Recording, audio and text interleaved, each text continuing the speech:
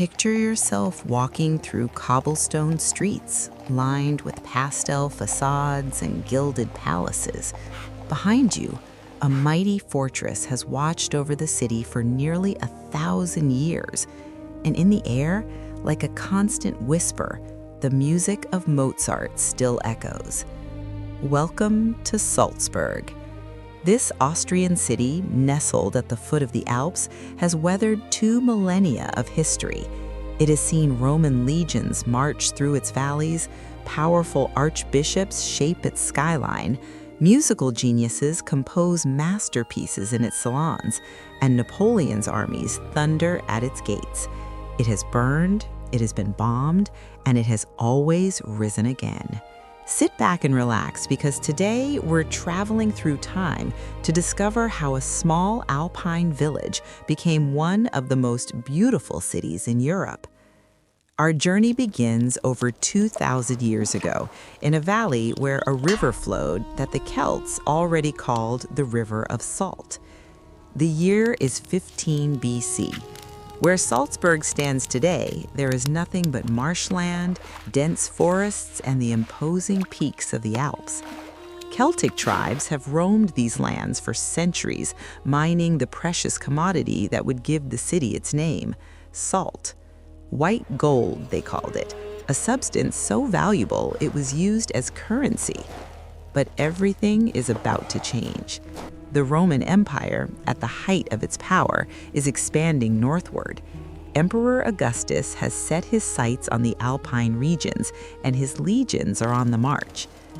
The Romans arrive in the Salzach Valley and immediately recognize its strategic value: a river for trade, mountains for defense, and salt for wealth. They establish a settlement and name it Iuvavum. Within decades, Iuvavum transforms from a military outpost into a thriving Roman town. The Romans build roads connecting it to the rest of the empire. They construct temples, bathhouses, and a forum. Merchants from across the Mediterranean bring goods and ideas. The town grows prosperous. For nearly 500 years, Iuvavum flourishes under the Roman eagle. But empires, no matter how mighty, do not last forever. The year is 476 AD. Rome has fallen, the legions have withdrawn, and the barbarian tribes are sweeping across Europe. Iuvavum is abandoned, its grand buildings crumble, the forests reclaim the land. For 2 centuries, silence falls over the Salzach Valley. But from these ashes, something new is about to emerge. The year is 696 AD. A Frankish bishop named Rupert arrives in the ruins of Iuvavum. He has been sent by the Duke of Bavaria with a sacred mission: to spread Christianity to these wild lands. Rupert sees potential in this forgotten place.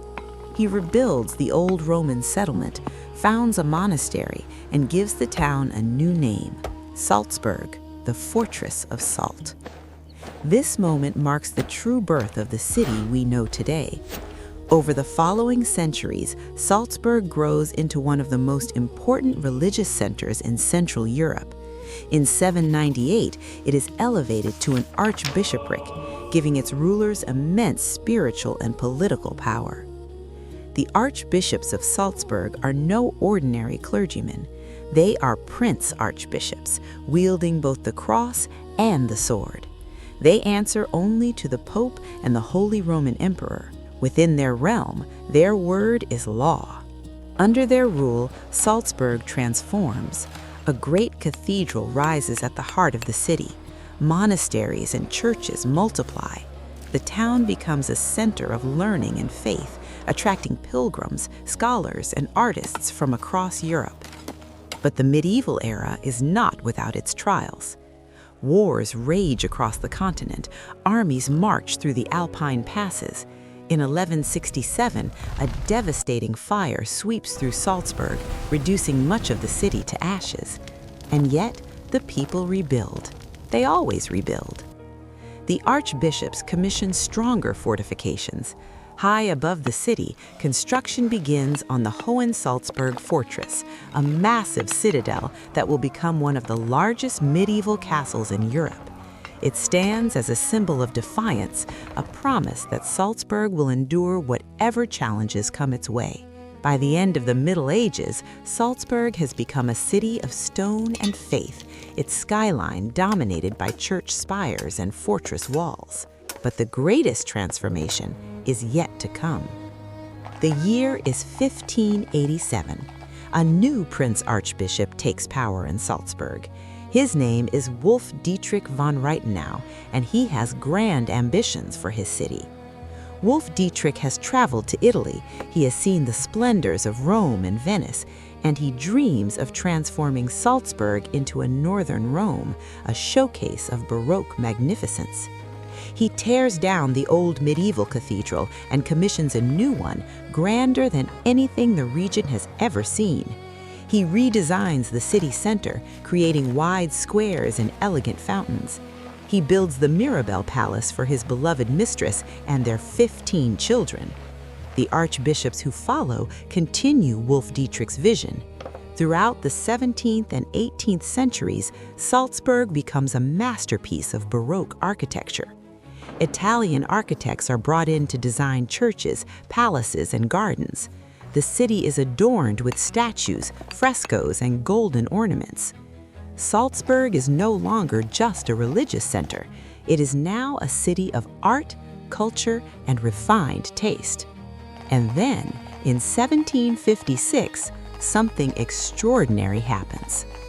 On January 27th, in a modest apartment on Getreidegasse, a child is born. His name is Wolfgang Amadeus Mozart. From his earliest years, it is clear that this boy is no ordinary child. By the age of 5, he is composing music. By 6, he is performing for emperors and kings. His father, Leopold, recognizes his son's genius and takes him on tours across Europe, where the young Mozart astonishes audiences in every royal court. Salzburg has given the world one of the greatest musical geniuses in history. Mozart's compositions fill the concert halls and salons of Salzburg. His operas, symphonies, and concertos capture the spirit of the age. The city becomes synonymous with music, a reputation it will carry for centuries to come. But Mozart's relationship with his hometown is complicated. He chafes under the restrictions of the Archbishop's court. In 1781, he leaves Salzburg for Vienna, never to return permanently. Still, his legacy remains forever imprinted on the city that raised him. As the 18th century draws to a close, Salzburg stands at the height of its Baroque splendor, but storm clouds are gathering on the horizon. A revolution has erupted in France. A young general named Napoleon Bonaparte is reshaping the map of Europe, and Salzburg's world is about to be turned upside down. The year is 1803.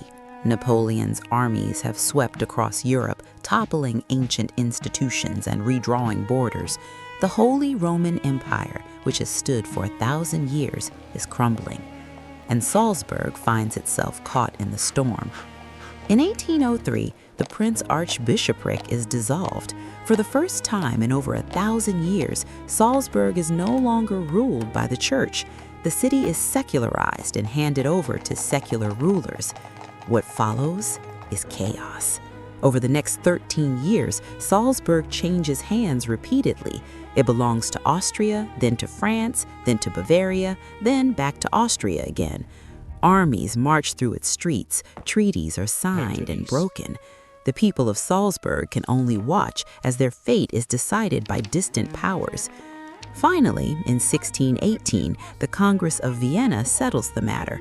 Salzburg becomes part of the Austrian Empire, where it will remain for over a century. The 19th century is a quieter time for Salzburg. The city is no longer a political player on the European stage, but it finds a new identity. Tourists begin to discover its charms. The Romantic movement sweeps across Europe, and travelers come to admire the Alpine scenery and the picturesque old town. The memory of Mozart draws music lovers from around the world. Salzburg transforms from a city of power into a city of culture and beauty. But the 20th century brings horrors that no one could have imagined. The year is 1938. Nazi Germany has annexed Austria in what is called the Anschluss. Salzburg, like the rest of the country, falls under Hitler's rule. The years that follow are dark ones. Jewish residents are persecuted and deported. The city is transformed into a center of Nazi administration. And as World War II rages on, Allied bombers appear in the skies above Salzburg. On October 16, 1944, bombs rain down on the city. Nearly half of Salzburg is destroyed. The cathedral is badly damaged. Entire neighborhoods are reduced to rubble. But as the smoke clears and the war ends, the people of Salzburg do what they have always done. They rebuild. The year is 1945. Salzburg lies in ruins, but hope is not lost. In the years following the war, the city embarks on an ambitious reconstruction effort. The damaged cathedral is restored to its former glory. Historic buildings are painstakingly rebuilt. The old town is preserved and protected. By the 1960s, Salzburg has risen from the ashes, more beautiful than ever, and something remarkable begins to happen. The Salzburg Festival, founded in 1920 but interrupted by the war, returns with renewed vigor. Every summer, the world's greatest musicians, conductors, and opera singers descend upon the city. The festival becomes one of the most prestigious cultural events on the planet, attracting audiences from every corner of the globe. Mozart's hometown has become the capital of classical music. Today, Salzburg is a city that lives in two worlds. Walk through the old town and you step back in time. The cobblestone streets, the Baroque churches, the fortress looming overhead, they look much as they did 300 years ago. The house where Mozart was born is now a museum, visited by hundreds of thousands each year. But Salzburg is not frozen in the past. It is a vibrant, modern city. Its universities attract students from around the world. Its cafes and restaurants buzz with life. Contemporary art galleries sit alongside medieval churches. The city has learned to honor its history while embracing the future. And every summer, when the festival begins, when the first notes of Mozart fill the concert halls, when audiences from Tokyo and New York and Sao Paulo gather in the shadow of the Hohensalzburg Fortress, the spirit of Salzburg comes alive. 2,000 years of history compressed into a single magical moment. From a Celtic settlement trading in salt, to a Roman outpost, to a medieval religious center, to a Baroque masterpiece, to a modern cultural capital, Salzburg has lived many lives. It has been shaped by emperors and archbishops, by artists and conquerors, by fire and bombs and the passage of time.